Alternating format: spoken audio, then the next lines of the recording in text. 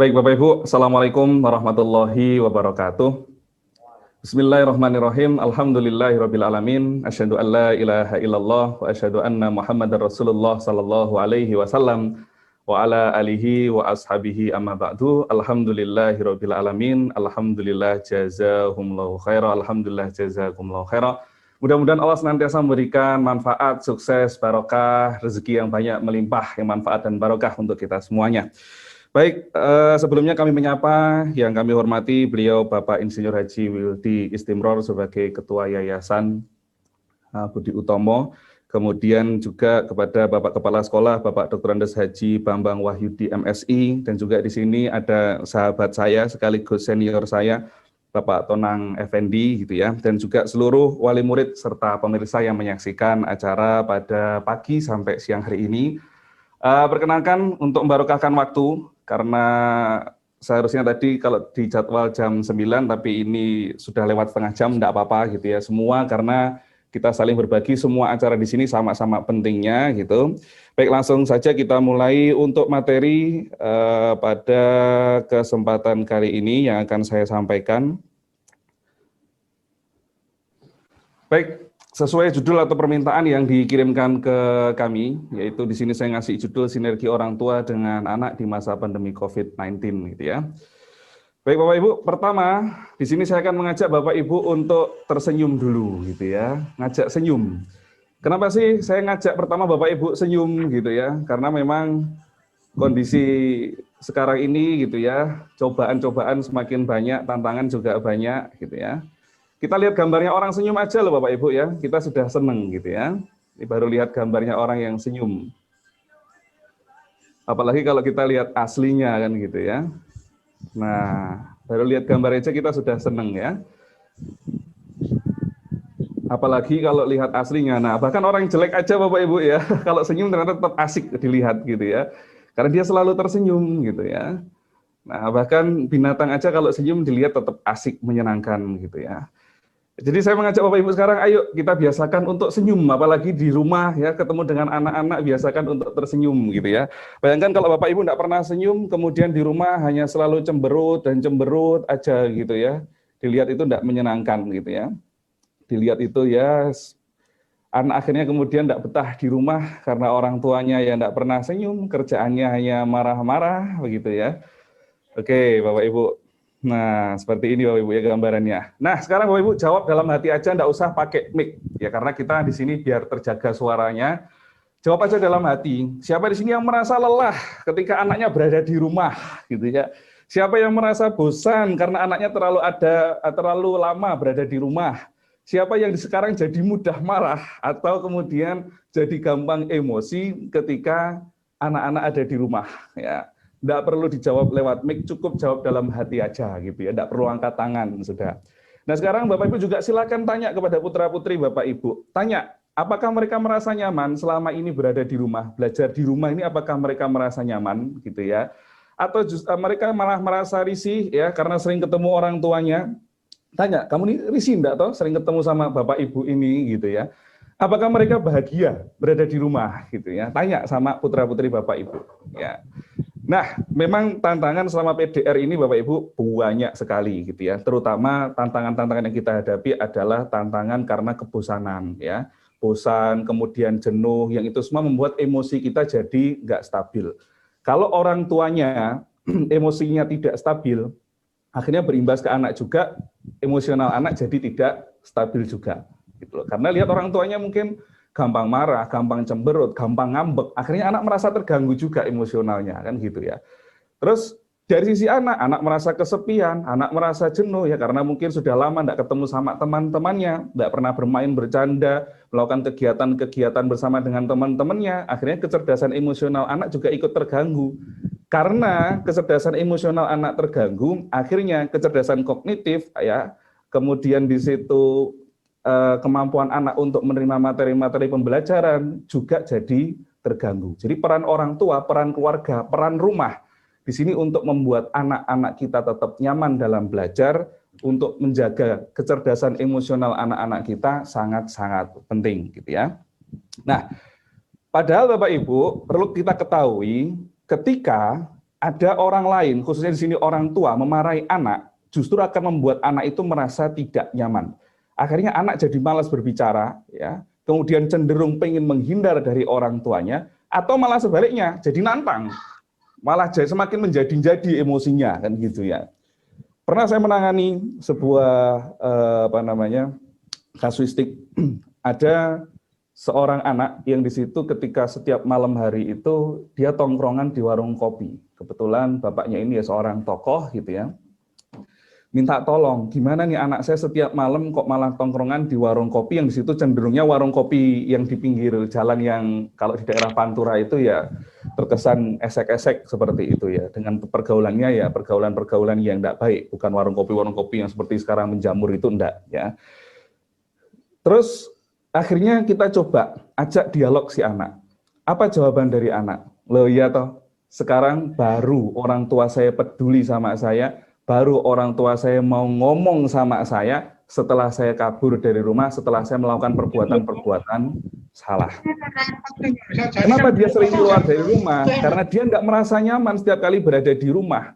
Jadi dia cerita setiap kali berada di rumah, itu selalu dapat marah dari orang tuanya, ya tidak pernah diajak ngomong baik-baik sama orang tuanya, hingga akhirnya anak ini pelampiasannya apa? Pelampiasannya juga akhirnya keluar dari rumah. Nah ini gambaran bagaimana Bapak Ibu ya kondisi belajar dari rumah, kita lihat nih ya. Iya, tanggal 7 sampai 14 Pak Minggu.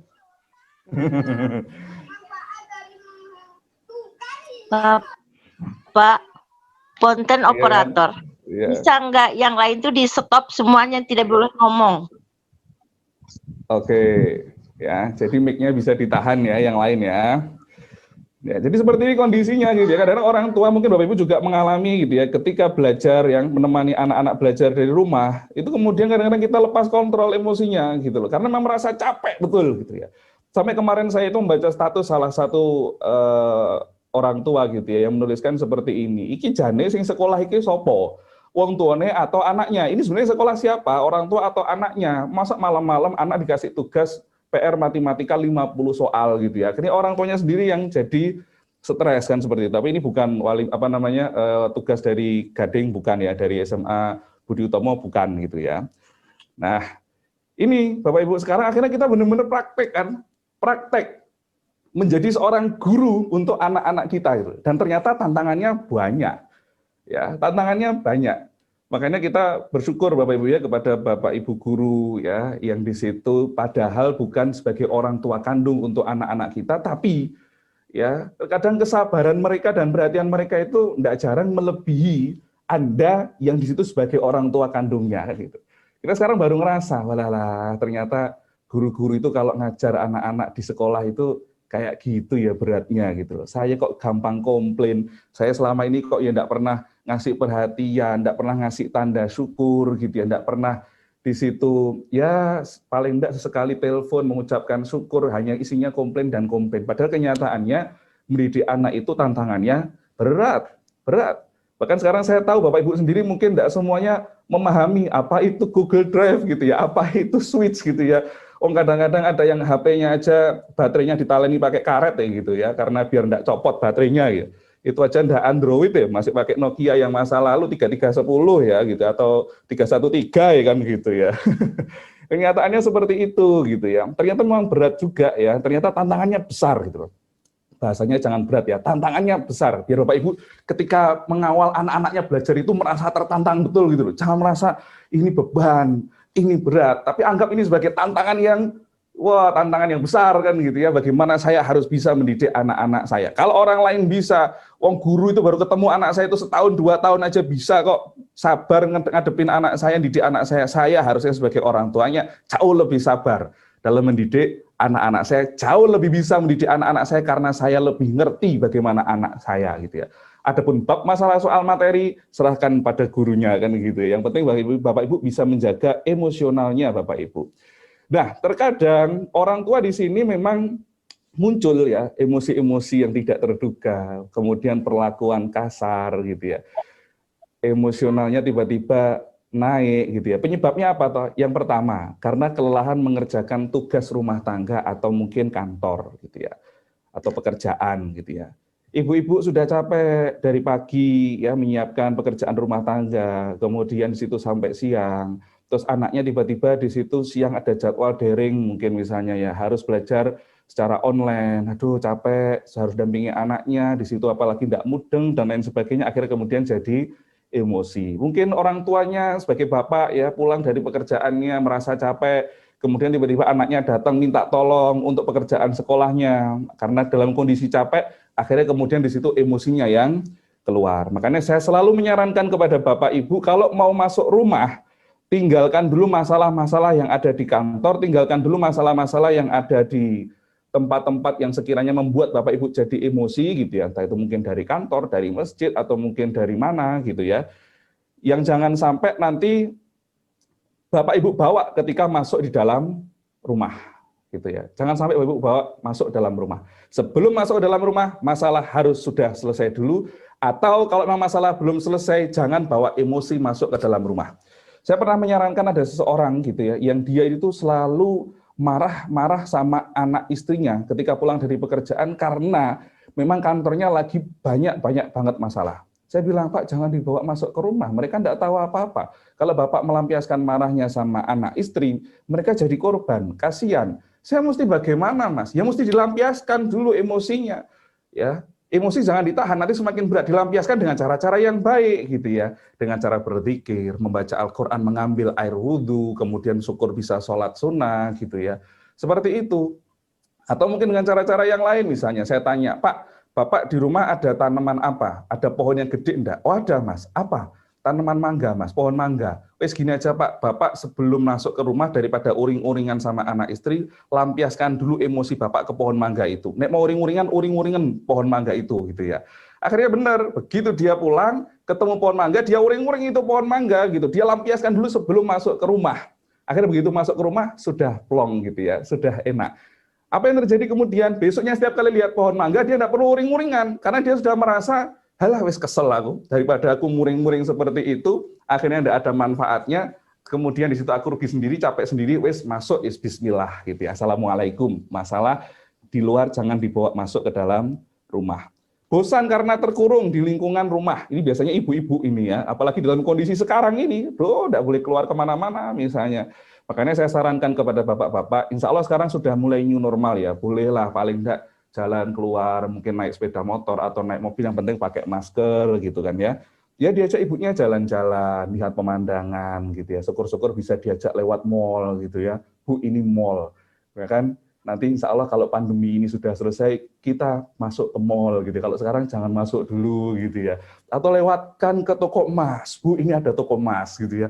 Insya Allah kita berdoa nanti selesai pandemi, kamu tak belikan emas gitu. Yang penting kamu punya saya sebagai emasmu yang setia kan gitu. Ajalah istri Anda untuk di situ biar terhibur gitu loh. Tidak terkungkung suruh di rumah terus ya gerumbah-umbah isah-isahan seperti itu gitu ya. Kadang-kadang karena bosan pelampiasannya ke anaknya gitu ya, atau kurang dihargai, masih merasa disalah-salahkan oleh pasangannya, akhirnya pelampiasannya ke anak gitu ya. Bisa jadi pelampiasan konflik dengan pasangan, pengaruh latar belakang atau pola pendidikan keluarga ketika kecil. Mungkin karena ketika kecilnya dia dididik oleh orang tuanya dengan di situ kasar atau penuh dengan emosional, akhirnya dia terapkan juga kepada anaknya. Ini bisa jadi berakibat seperti itu. Atau memang karakter suku kebudayaannya bisa jadi seperti itu. Saya punya kenalan namanya Mas Opik gitu ya. Beliau dulu pernah tugas di Papua sana sebagai guru TPA. Dia cerita kalau ngajar harus pakai bambu ya, harus pakai bambu karena murid-muridnya itu memang wow luar biasa gitu ya. Kalau tidak dipukul tidak marem gitu loh. Tapi bagi orang sana itu hal yang biasa. Tapi kalau diterapkan dalam Jawa, oh itu tidak bisa seperti itu ya. Jadi beda-beda kadang-kadang ya. Nah, kenapa remaja ya yang bermasalah bisa gambuh dengan temannya yang bermasalah? Ini uniknya. Remaja bermasalah biasanya gambuh sama temannya yang juga bermasalah karena mereka tahu kenapa mereka melakukan itu gitu ya. Karena mereka tahu kenapa mereka melakukan itu. Nah, setiap perbuatan itu punya sebab dan tujuan. Sekarang saya tanya, Anda makan karena apa? Karena lapar kan? Anda minum karena apa? Karena haus. Anda marah kepada anak karena ya, Anda ngapa gitu loh. Atau anak kenapa? Dia jarang ngaji karena dia kenapa gitu. Dia merokok karena dia apa? Gitu. Kenapa gitu. Semua itu punya sebab dan tujuan gitu ya. Nah, ini mohon maaf yang mic-nya masih nyala ya, bisa dimatikan dan layarnya ini jangan dicoret-coret ya. Nah, kenapa kita tidak memperlakukan orang yang bermasalah ya atau butuh bantuan seperti kita memperlakukan orang yang kita sayangi? Anak-anak yang bermasalah itu mereka sebenarnya hanya butuh perhatian. Nah, mereka caranya nyari perhatian dengan cara yang salah, kan seperti itu. Saya pernah menangani salah seorang anak yang dia di situ memang perbuatannya sering kasar kepada temannya. Akhirnya gurunya pun juga memberikan treatment dengan cara yang kasar. Ya, dengan cara yang di situ saya bilang ya kasar untuk anak ini gitu ya. Keras bukan kasar, dengan cara keras untuk anak ini. Apakah mempan? Tidak mempan. Keras ketemu keras, mental gitu ya.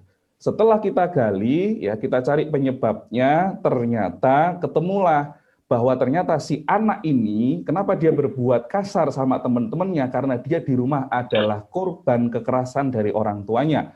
Jadi si ibunya ini gampang mukul gitu ya, si ibu ini kemudian kalau apa-apa sedikit ya langsung mohon maaf, sampai menampar, kemudian menjewer, menendang, dan lain sebagainya. Sehingga anak kemudian melampiaskannya ini ketika di sekolah dengan cara-cara yang kasar. Saya bilang sama guru-gurunya, kalau dia sudah dapat perlakuan kasar dari rumah, kita kemudian di sini cara memperlakukannya dengan cara yang keras, tidak akan dapat ini anak.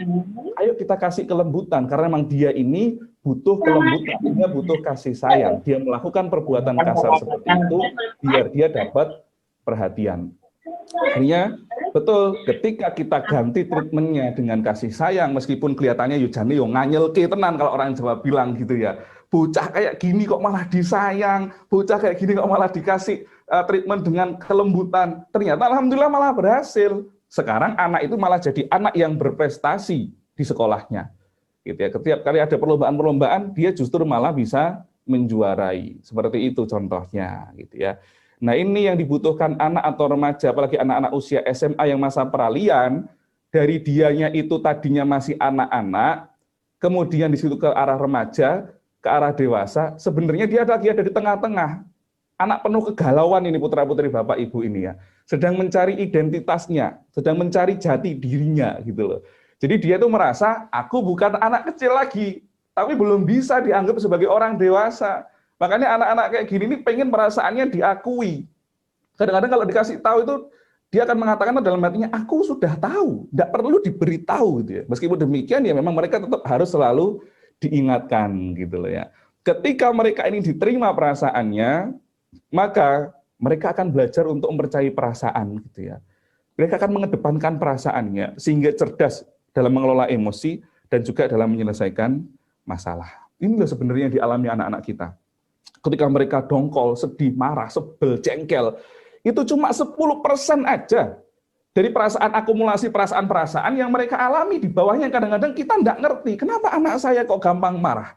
Kenapa anak saya kok gampang sebel? Kenapa anak saya kok gampang sedih? Ternyata di bawah itu banyak sekali gitu ya permasalahan-permasalahan yang dihadapi oleh anak-anak kita. Mungkin mereka merasa ditinggal, tidak nyaman, merasa tidak didukung, tidak dipahami, punya perasaan dendam, kecewa, merasa tidak diperhatikan, diremehkan, terluka, terganggu, tersakiti. Inilah tugas orang tua untuk selalu berkomunikasi dengan anak. Ya, kamu itu sebenarnya kenapa? Kok marah? Kamu kenapa kok seperti ini? Kan seperti itu. Ini tugas orang tua untuk menggali gitu ya. Dan kalau kita di situ mengajak komunikasi anak, kalau kita tidak terbiasa ngomong sama anak gitu ya, atau kita malah lebih banyak marah daripada ngomong yang baik, gitu, bicara yang baik, atau mungkin nasihat kita malah dengan nada yang marah, akhirnya anak menerjemahkan kadang-kadang nanti ketika kita nasihat, ini orang tua saya lagi marah, padahal kita tidak punya maksud marah. Kenapa? Karena jadi anchor bagi anak, bahwa ketika di situ orang tua menasihati saya, mesti beliau sedang kondisi marah. Akhirnya ketika orang tua maksudnya nasihat baik-baik, mungkin pengurus nasihat baik-baik, guru nasihat baik-baik kepada anak, dianggap mereka tidak suka dengan dirinya gitu loh. Karena sudah ter-anchor gitu ya dalam hidupnya, bahwa orang tuanya hanya akan nasihat ketika marah sama anaknya. Tapi orang tua tidak pernah nasihat ketika di situ melihat anaknya berbuat kebaikan. Gitu loh ya. Ini loh. Makanya remaja itu bukan hanya diomongi, tapi juga diajak ngomong. Jangan hanya diomongin, diajak musyawarah misalnya. Mau makan aja loh misalnya, ayo nak kita mau makan keluar, enaknya makan di mana? Ajak keluarganya musyawarah. anak-anak masing-masing suruh usul gitu ya. Bapaknya mau beli sepeda motor, ajak anaknya musyawarah. Nak, kira-kira bapak mau beli sepeda motor, usulanmu beli sepeda motor apa? Wah, nek orang ninja ora apa gitu ya. Wah ya kalau ninja bapak belum punya, lainnya ninja aja apa gitu ya. Anak biarkan usul.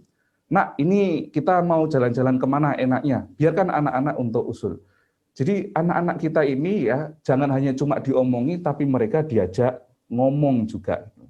Nah inilah ya perannya perhatian positif dan perhatian negatif. Kenapa anak-anak terus mengulangi perbuatan salahnya lagi? Karena dia baru akan diperhatikan oleh orang tuanya ketika dia melakukan kesalahan.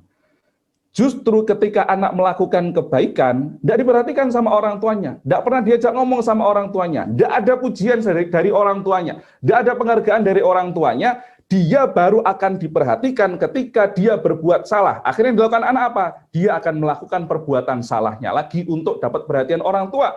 Karena bagi dia percuma saya melakukan perbuatan baik, kalau orang tua saya tidak pernah menghargai saya juga, buat apa? Gitu loh. Sebaliknya, ketika orang tua juga memberikan perhatian, ketika anak di situ berbuat baik, ya, ketika ibadahnya tertib, sekolahnya berhasil, belajarnya juga di situ mempeng, kemudian orang tua memberikan perhatian berupa pujian, penghargaan, rasa syukur, alhamdulillah. Bapak senang nak lihat kamu ini mau belajar sungguh-sungguh seperti ini. Ya, Bapak ini senang nak kamu meskipun kondisi seperti ini masih berusaha untuk menghafalkan Al-Qur'an. Bapak ini senang nak lihat kamu ini ibadahnya tertib dan lain sebagainya. Maka tidak heran kalau anak juga akan mengulangi perbuatan baiknya lagi untuk bisa mendapatkan perhatian dari orang tuanya.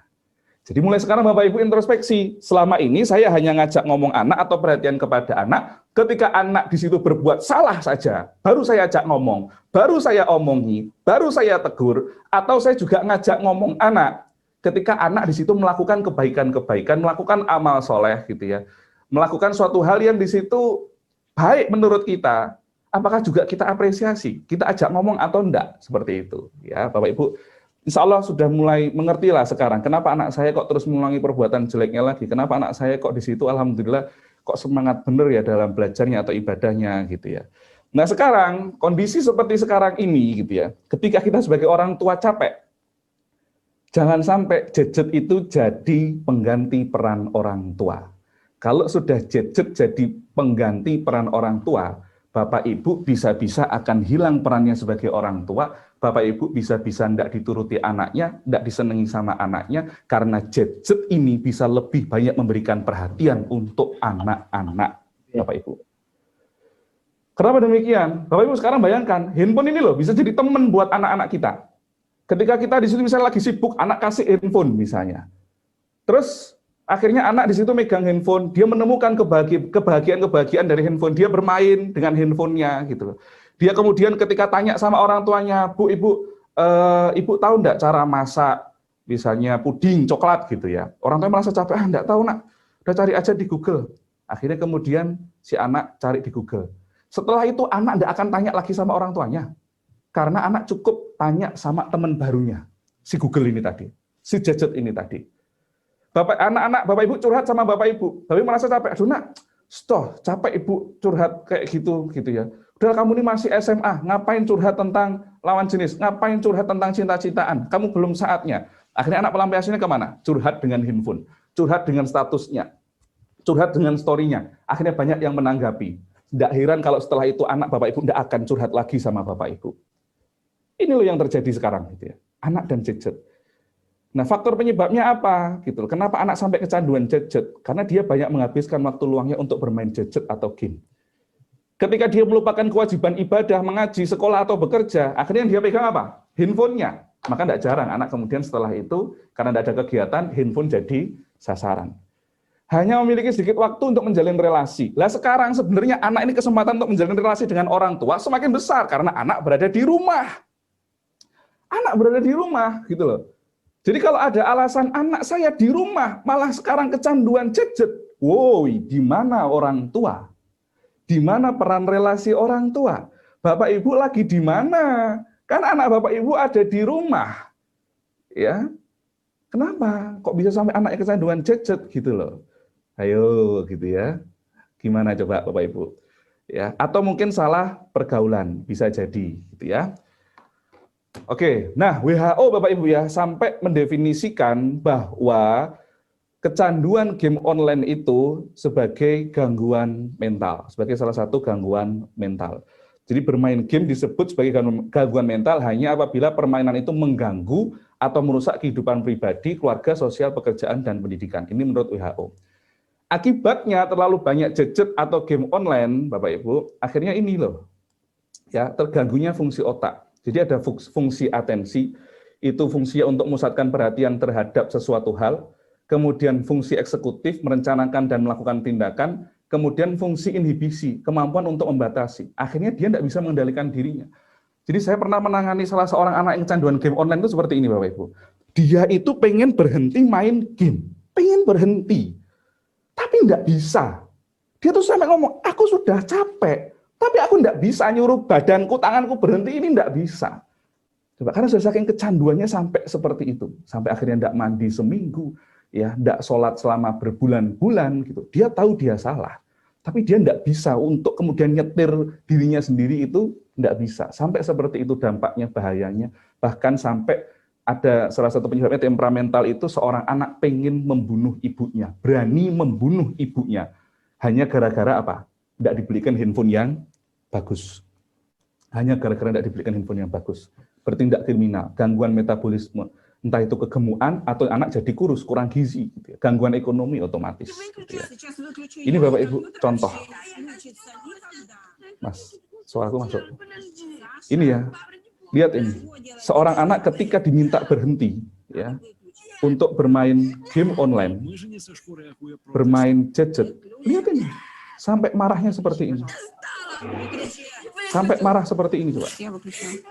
Lihat, ini nyata loh Bapak Ibu ya. Ini nyata. Ya, dia alasan saya lagi belajar ini. Kamu enggak lihat toh Bu, saya lagi belajar, saya lagi baca ini gitu ya. Alasan anak akhirnya kemudian gitu ya. Ketika dijabut stop kontaknya gitu ya, dijabut internetnya gitu ya, anaknya marah gitu ya. Nah, dengarkan aku ini lagi membaca. Apa yang dilakukan anak gitu? Nih lihat, kamu adalah pelacur yang bodoh. Go to hell, masuk neraka. Lebih baik kamu mati. Ibunya udah disumpah lebih baik kamu mati. Ini saking bahayanya Bapak Ibu ya, kecanduan game, kecanduan gadget itu sampai dia tidak bisa mengendalikan dirinya sendiri, sampai lupa siapa ibunya, sampai berani menyumpai ibunya, bahkan berharap ibunya itu mati aja. Nah, bahaya kan Bapak Ibu ya. Jadi jangan disepelekan gitu ya.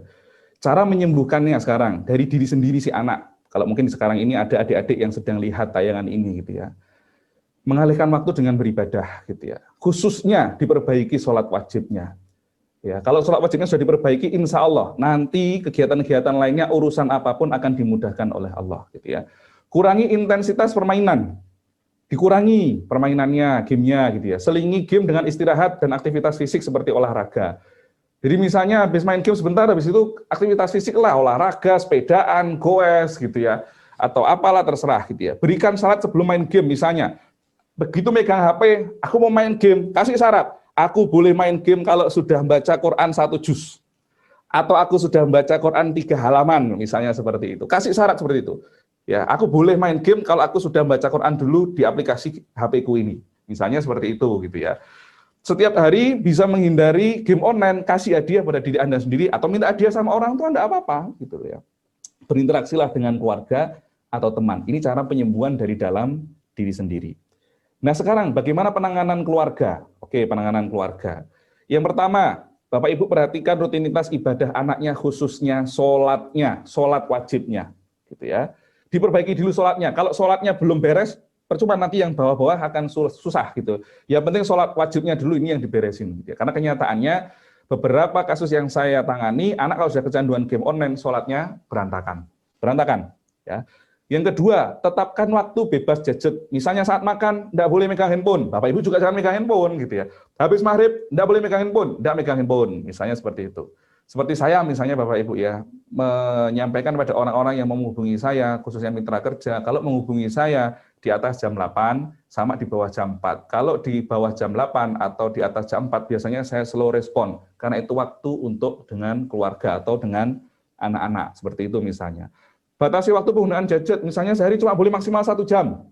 Ya, tidak bermain game jenis game online. Ya, jangan yang online lah, sudah. Yang offline aja kalau memang terpaksanya pengen main game offline gitu ya. Tetris lah atau malah diajak cublak-cublak suweng atau apa, terserah gitu ya. Beri contoh penggunaan yang baik. Orang tua juga jangan kebanyakan megang gadget juga. Bapak Ibu melarang anaknya megang gadget, tapi Bapak Ibu sendiri setiap harinya pegangannya gadget gitu loh. Ajak anak kreativitas, misalnya belajar memasak bersama, olahraga, ya, ajak servis motornya, konsisten jalankan aturan. Konsisten jalankan aturan ini yang berat, gitu ya. Nah, anak kecanduan gadget karena dia tidak menemukan sesuatu yang lebih menyenangkan daripada gadget itu. Jadi mulai sekarang Bapak Ibu berhenti menyalahkan anak-anaknya ketika anak-anaknya kecanduan sama gadgetnya. Karena dia telah menemukan sesuatu yang sangat menyenangkan dalam hidupnya, yaitu gadget. Oleh karena itu sekarang bagaimana? Peran Bapak Ibu sangat-sangat dibutuhkan. Anak harus merasa bahwa orang tua saya ini jauh lebih menyenangkan, jauh lebih berperan, jauh lebih membahagiakan daripada gadget ini, gitu loh. Ya kan?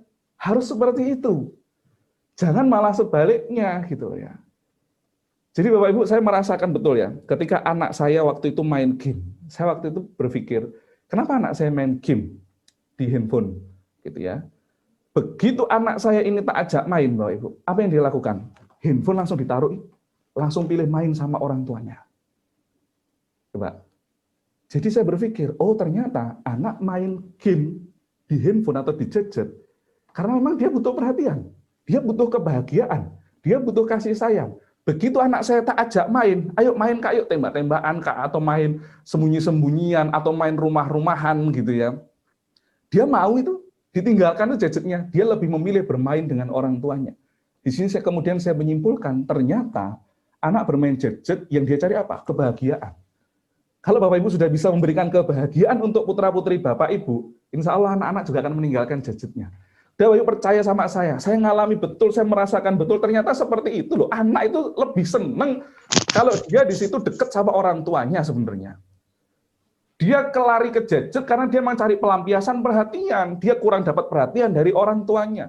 Bapak Ibu selama ini hanya menyerahkan perhatian itu berupa handphone. Ini nak tak kasih handphone, ini bentuk perhatian saya. Tapi ternyata sebenarnya Bapak Ibu sedang mentransfer perhatian itu ke HP yang akhirnya Bapak Ibu jadi tidak diperhatikan oleh anak-anaknya karena anak-anak lebih merasa diperhatikan oleh handphonenya.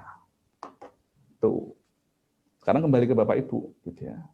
Ayo sering ajak-ajak komunikasi anak, sering ajak mereka untuk intens, ya duduk bareng, pergi bareng, bermain bareng. Anak saya sudah SMA Mas, masa diajak main bareng? Bapak Ibu saya sudah gede kayak gini loh. Usia saya itu sudah kepala 2 ke atas gitu ya. Tapi Bapak Ibu saya sama adik-adik saya yang bahkan sudah sama-sama S2-nya masih sering kumpul bersama dengan orang tua ya bermain. Bermainnya apa ya paling di situ sambil kalau orang Jawa bilang ya gojekan, kecero-keceroan, cerita tentang masa lalu yang bagaimana begitu lucunya gitu ya. Bermain-main ya biasa Bapak Ibu. Biasa, karena orang tua sudah membiasakan dari sejak kecil. Saya sampai disebut anak mami. Kenapa? Karena saya sejak kecil akrab dengan mama saya gitu loh. Sampai saya disebut anak mami. Apakah saya malu? Enggak. Saya justru malah merasa bangga ya adik-adik yang lihat ini ya. Ketika saya disebut sebagai anak mami, memang saya anak mami kok. Bukan anaknya mbahmu, mbademu, pakdemu itu bukan gitu loh. Saya bangga. Jadi ketika saya dekat dengan orang tua saya merasa bangga. Karena apa Bapak Ibu? Karena pentingnya komunikasi yang dibangun sejak dini. Ya, oleh orang tua kita. Bapak Ibu sekarang silakan tuliskan sesuatu yang berharga yang akan Bapak Ibu beri kepada anak-anak Bapak Ibu. Ya, silakan Bapak Ibu. Kalau misalnya tidak bawa alat tulis, yuk bayangkan apa sesuatu yang berharga yang akan Bapak Ibu beri kepada putra-putri Bapak Ibu. Oke, sudah ya. Saya hitung sampai 5. 1, 2, 3, 4, 5. Oke. Bapak Ibu, image memberi sesuatu itu terkadang masih terbatas pada barang dan uang. Padahal waktu, nasihat, doa itu juga merupakan sesuatu yang sangat berharga bagi anak-anak kita. Sehari bersama ayah, Masya Allah Bapak Ibu ya, Bapak-bapak yang sekarang menyaksikan, luangkan waktu minimal 10 menit, ya Allah 10 menit itu paling minimal sudah. Untuk komunikasi dengan anak, komunikasi bukan memarahi, komunikasi gitu ya, bukan memarahi. Luangkan waktu 10 menit per hari, minimal ini minimal. Ya, lebih banyak lebih baik gitu ya. Tinggalkan masalah di kantor, tempat kerja, musyawarah saat berada di rumah. Sabar, sabar, sabar. Jadi seorang ayah itu harus sabar gitu ya. Ini Bapak Ibu, Bapak-bapak gitu ya. Sehari bersama ayah, minimal ayo hizibkan ya, 10 menit minimal untuk komunikasi dengan anak. Anak itu Bapak Ibu ya, butuh perhatian, bukan hanya uang, tapi juga waktu. Bukan hanya uang, tapi juga waktu. Ada sebuah kisah Bapak Ibu, ada seorang anak kelas 1 SD.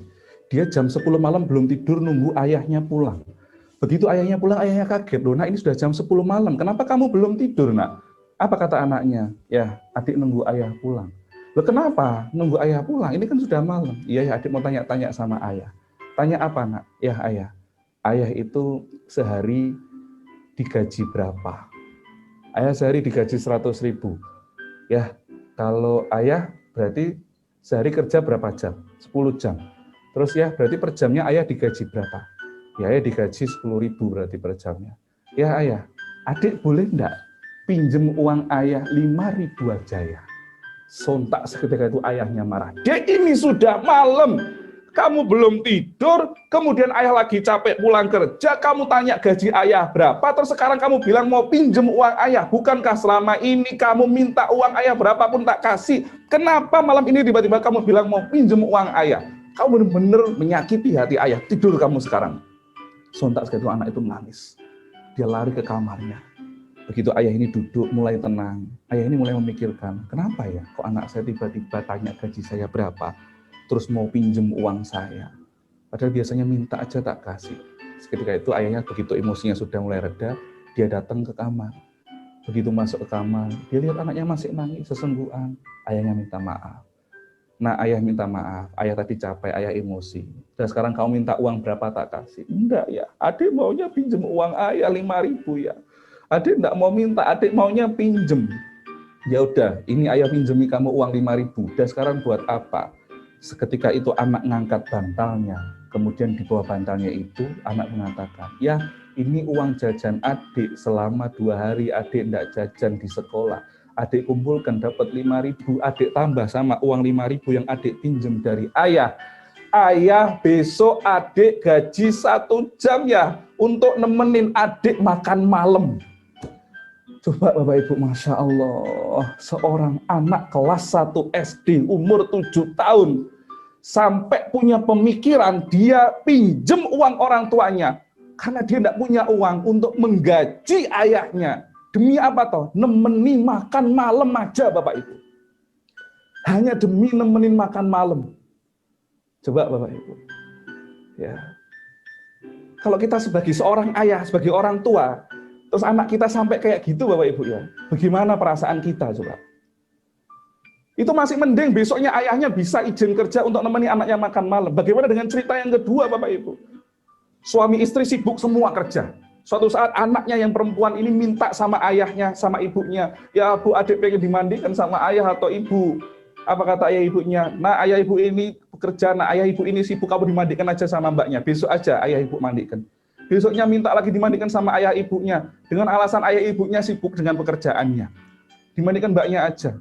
Setelah itu anak yang rengek lagi dari berikutnya, kan dijanjikan besok. Katanya besok, ini sudah besok. Nak bapak ibu ini capek, urusan banyak kerjaan, ini mau kerja lagi di kantor, ini mau kerja lagi di sawah, ini mau kerja lagi. Sampai anak yang rengek, Bu, Pak, sekali ini aja, Pak. Bu, mandikan adik, sekali ini aja. Orang tuanya tetap perhatikan, berangkat ke kantor, anaknya dimandikan sama pembantunya. Begitu orang tuanya sampai di tempat kerja, pembantunya nelpon, Pak, Bu, tolong pulang sekarang, Alivia panas ini. Dia muntah-muntah, udah Mbak kasih aja obat penurun panas. Paling dia di situ karena kecapean nangis. Setelah itu pembantunya telepon lagi, Pak, Bu, tolong pulang sekarang, kasihan Alivia. Saya lagi repot, saya lagi rapat. Bapak Ibu ini lebih penting daripada rapat, Bapak Ibu. Bapak Ibu harus pulang sekarang juga. Akhirnya suami istri ini pulang. Begitu sampai di depan rumah, mereka lihat ternyata di depan rumahnya sudah banyak orang. Kursi-kursi dikeluarkan. Begitu mereka masuk, ternyata anak satu-satunya telah meninggal dunia. Sampai mereka nangis di depan jenazah anaknya. Bangunlah kamu sebentar saja, nak. Biarkan Bapak Ibu memandikan kamu ketika kamu masih hidup. Coba Bapak Ibu. Kalau sudah seperti itu, ya, menyesalnya apakah cukup sehari, 2 hari, sebulan, 2 bulan? Enggak. Selama-lamanya. Anak itu butuh perhatian. Anak itu butuh waktu untuk bersama dengan orang tuanya. Komunikasi yang baik dalam keluarga. Bapak Ibu jangan sesekali marah ya antara suami istri di depan anak-anaknya. Ciptakan komunikasi yang baik dalam keluarga. Ya, tips dialog dengan anak-anak Bapak Ibu yang sekarang sudah masuk usia remaja. Beri kesempatan untuk menyampaikan pendapat, gitu ya. Kedepankan musyawarah, dengarkan dan beri empati, beri support untuk hal-hal yang positif. Ajukan alasan untuk mematahkan alasan anak yang salah. Kasih mereka alasan. Jangan cuma pokoknya enggak ya enggak. Tapi kasih alasan yang logis. Kenapa Bapak Ibu tidak setuju kan gitu ya? Tawarkan negosiasi, gitu ya. Nah, kapan saat efektif untuk menasihati anak-anak kita? Yang pertama Bapak Ibu, waktu yang efektif untuk menasihati anak-anak itu adalah dalam perjalanan. Misalnya Bapak Ibu lagi perjalanan sama anak-anaknya, entah naik mobil, naik sepeda, naik motor, gitu ya. Bapak Ibu bisa sambil nasihat, gitu ya. Sebagaimana Nabi, gitu ya, Rasulullah SAW memberikan nasihat kepada Ibnu Abbas yang dibonceng oleh Nabi, lalu dinasihati, hei anak kecil, gitu ya, hei anak kecil, manggil Ibnu Abbas yang masih kecil waktu itu. Labbaik ya Rasulullah. Kemudian Rasulullah berpesan kepada Ibnu Abbas gitu ya, jagalah agamamu maka Allah akan menjagamu. Dalam perjalanan ya kasih anak-anak itu nasihat-nasihat yang positif, kasih mereka motivasi. Waktu makan gitu ya. Pernah dijelaskan dalam Sahih Bukhari Muslim gitu ya. Umar bin Abi Salamah saat masih kecil ya, dia makan ke sana kemari. Lalu Rasulullah memberi nasihat, ya anak kecil bacalah bismillah. Makan dengan tangan kanan, makanlah apa yang ada dalam hadapanmu. Gitu ya. Saat makan, saat kumpul bareng sama keluarga ini, ya kasih nasihat-nasihat yang baik. Kan seperti itu, diajak komunikasi. Waktu anak sakit, ya dikasih komunikasi-komunikasi yang baik. Ojo disalah-salah ke lo, tenang toh kakek ngombe, esok akhirnya jadi loro. Jangan. Tapi saat anak sakit itulah saat kondisi hatinya sedang lunak. Ya, sebagaimana Nabi pernah menasihati seorang anak Yahudi yang di situ sakit, lalu Nabi menjenguk. Kemudian beliau duduk di sampingnya, lalu berkata, "Nak, masuklah kamu ke Islam." Kemudian anak itu menoleh kepada ayahnya, ya, yang masih orang Yahudi juga. Ayahnya kemudian berkata, "Turutilah Abul Qasim." Abul Qasim itu maksudnya sebutan panggilan untuk Rasulullah. Maka akhirnya anak itu masuk Islam dan Nabi kemudian mendoakannya. Jadi waktu anak sakit dinasihati yang baik-baik, dihibur, gitu ya. Menjelang tidurnya, ini anak sudah kondisi pasrah. Kalau dinasihati, insya Allah anak tidak akan menolak ini, gitu ya. Sambil bermain, gitu ya. Nabi pernah kan sambil menegur di situ Abu Umar dengan burungnya diajak bercanda. Bapak Ibu sambil ikut bermain, sambil mengajak anak komunikasi seperti itu, Bapak Ibu ya. Kemudian salah satu bentuk perhatiannya adalah mendoakan anak. Jangan mudah melabel anak. Bapak Ibu, doa orang tua itu mustajab. Salah satu dakwatun mustajabah, la syakka fihin. Yang pertama adalah dakwatul matlum, wa dakwatul musafir, wa dakwatul waladi ala waladihi. 3 doa yang dikabulkan di situ tidak mungkin ditolak oleh Allah. Pasti dikabulkannya. Yaitu yang pertama adalah doanya orang dianiaya, yang kedua doanya orang yang bepergian, yang ketiga adalah doanya orang tua pada anaknya. Jadi doa orang tua untuk anaknya ini mustajab. Bapak Ibu, saya mau ngisi seperti ini, saya mau kemanapun itu minta doa sama orang tua saya. Karena saya sudah merasa mantap, nyaman kalau orang tua sudah mendoakan saya, maka saya pasti dilindungi oleh Allah. Doa orang tua itu mustajab, Bapak Ibu. Bapak Ibu jangan putus asa dengan kondisi putra-putri Bapak Ibu sekarang gitu ya. Jangan putus asa. Bapak Ibu, putra-putri Bapak Ibu mau sekolah sambil mondok, itu suatu anugerah dan nikmat yang diberikan oleh Allah SWT. Itu anugerah, tidak semua anak dikasih kesempatan mau mondok seperti putra-putri Bapak Ibu. Tidak semua orang tua dikasih kesempatan untuk bisa memondokkan anak-anaknya sambil sekolah. Gitu ya. Makanya disyukuri. Cara mensyukurinya apa? Cari kelebihan anak-anak kita, bukan hanya fokus pada kekurangan anak kita. Doakan anak-anak kita, jangan putus asa dengan kekurangan anak. Selalu husnudzon billah. Karena apa Bapak Ibu? Putra-putri Bapak Ibu sudah diberi garansi sama Allah. Garansinya apa? Intang surul hayang surkum, wa yuthabbit aqdamakum. Intang surullah. Ketika putra-putri Bapak Ibu berjuang di jalannya Allah, mesti bakal ditolong sama Allah. Mesti Bapak Ibu. Sudah banyak lulusan SMA Budi Utomo yang akhirnya jadi orang-orang yang berpengaruh. Jadi orang-orang yang di situ dimanfaatkan, bermanfaat untuk masyarakat. Banyak Bapak Ibu kenyataannya. Ya. Jadi Bapak Ibu bersyukur sudah berada di jalur yang tepat. Jangan guru sambat, wah piye harus daring, harus gini. Jangan. Kalau Bapak Ibu terbiasa ngeluh, wes toh, nanti Bapak Ibu isinya ya cuma sumpek ngeluh dan ngeluh aja. Tapi kalau Bapak Ibu berusaha untuk menemukan jalannya syukur, hidup ini nikmat. Kalau kita hanya fokus pada kekurangan anak, wes anak kita tidak akan pernah berubah jadi anak yang baik. Tapi kalau Bapak Ibu sebagai orang tua fokusnya pada kelebihan anak, disyukuri kelebihan anaknya, didoakan yang baik-baik, insya Allah anak-anak Bapak Ibu akan menjadi anak-anak yang bisa dibanggakan Bapak Ibu. Doakan anak-anak kita ya. Doa orang tua untuk anak itu mustajab. Dan anak-anakku semua yang menyaksikan tayangan ini, jangan pernah lupa untuk selalu minta doa orang tua, minta ridhonya orang tua. Buat orang tuamu itu ridho. Kalau orang tuamu itu ridho, Allah juga akan ridho. Hidupmu itu loh, bakal bahagia, bakal mulus. Tapi kalau kamu membuat murkanya orang tua, maka Allah juga akan murka kepadamu, hidupmu tidak akan bahagia. Ya. Nah, anak-anak kita kalau belum bisa itu diwarai, ojo diseneni. Diwarai, diajari, jangan dimarahi. Ya. Diajari. Bapak Ibu, di video yang terakhir ini karena waktunya kita terbatas gitu ya. Saya akan menampilkan sebuah video kisah nyata bagaimana kondisi sekolah di Jepang. Yang ini saat ini sekolah yang akan saya tampilkan ini kondisinya sekolah anak-anak sekolah dasar gitu ya. Ketika ada temannya yang belum berhasil, yang mereka lakukan apa teman-temannya ini? Memotivasi temannya, gitu ya. Memotivasi temannya, gitu. Diajari dengan kalimat-kalimat yang positif. Gurunya pun juga demikian. Ini anak SD, ini di Jepang, gitu ya. Harusnya anak-anak kita yang SMA, apalagi SMA Budi Utomo, apalagi basic pelajarannya Al-Quran dan Al-Hadis, serta di situ penerapan akhlakul karimah, harusnya ini jauh lebih bisa diterapkan di sekolah SMA Budi Utomo. Ya, harusnya lebih bisa. Termasuk di keluarga Bapak Ibu, nanti Bapak Ibu bisa implementasikan. Kalau ini aja anak-anak SD bisa seperti ini, anak SD bisa mensupport temannya, maka saya sebagai orang tua juga harus bisa mensupport anak-anak saya.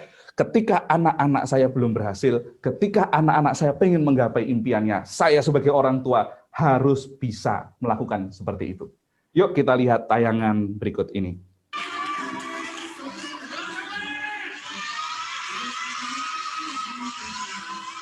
Lihat Bapak Ibu, ketika dia mau naik, mau meloncat Bapak Ibu ya.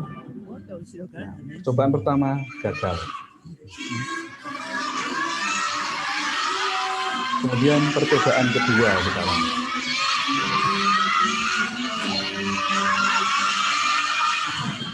Percobaan kedua juga gagal. Lihat yang dilakukan oleh gurunya apa ini? Gurunya terus memotivasi. Ayo nak, kamu bisa. Lihat. Ya, teman-temannya di samping itu ya Bapak Ibu yang memberikan semangat ya. Luar biasa ya anak-anak kecil seperti ini ya. Percobaan berikutnya masih gagal lagi. Anaknya ya enggak putus asa, gurunya enggak putus asa. Nah, lihat sampai nangis. Coba kalau ini di Indonesia Bapak Ibu, saya bukan berdasarkan Indonesia loh. Jelas saya itu pernah ngalami kayak gini, gagal loncat malah diketawakan teman-teman saya ya kan gitu. Ya, sampai nangis kayak gini, anaknya ya enggak putus asa, teman-temannya selalu memberikan motivasi, ya, gurunya juga ngasih motivasi, orang tua lain yang lihat juga memberikan motivasi, gitu Bapak Ibu. Ya, begitu percobaan berkali-kali ini gagal, apa yang dilakukan oleh teman-temannya Bapak Ibu? Teman-temannya tidak hanya lihat dari pinggir panggung saja, tapi teman-temannya kemudian turun dari atas panggung. Dia samperin ini temennya yang berkali-kali belum berhasil, Bapak Ibu. Dia samperin dia. Oh, dia samperin, dikasih motivasi, ya. Diberi semangat. Ya, anak-anak SD bisa kayak gini, Bapak Ibu. Masya Allah, luar biasa.